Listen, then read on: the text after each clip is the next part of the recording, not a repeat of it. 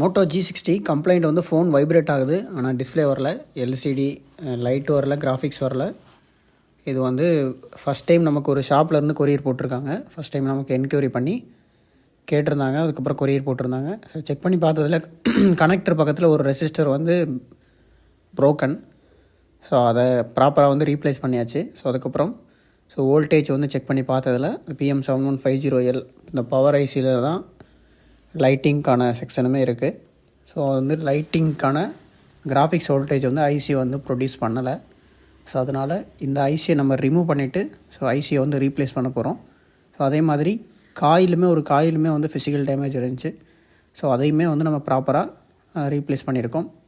So ஐசியை remove பண்ணிவிட்டு போர்டை clean பண்ணிவிட்டு ப்ராப்பராக வந்து ரிமூவ் பண்ணியாச்சு. ஸோ அதுக்கப்புறம் பார்த்திங்கன்னா கனெக்டருக்கு வரக்கூடிய வோல்டேஜ் லைனும் மிஸ்ஸிங். ஸோ அந்த லைனுக்குமே ஜம்பர் ப்ளேஸ் பண்ணிவிட்டு இப்போ செக் பண்ணி பார்த்ததில் செட்டு வந்து கம்ப்ளீட்டாக வந்து ஆன் ஆயிடுச்சு.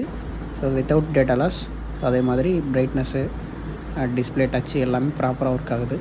இந்த மாதிரி உங்கள் ஃபோனில் எந்த ப்ராப்ளமாக இருந்தாலும் சரி பண்ணிக்கலாம். நீங்கள் நேரடியாக நம்மளை காண்டாக்ட் பண்ணலாம், அல்லது கொரியர் மூலிமா நீங்கள் உங்களோட ஃபோனை சென்ட் பண்ணி விடலாம். ஸோ குயிக் அண்ட் பெஸ்ட்டாக நம்ம பண்ணி கொடுத்துட்ருக்கோம். மறக்காமல் நம்ம பேஜை ஃபாலோ பண்ணி வச்சுக்கோங்க. உங்கள் ஃப்ரெண்ட்ஸுக்குமே ஷேர் பண்ணுங்கள். தேங்க்யூ.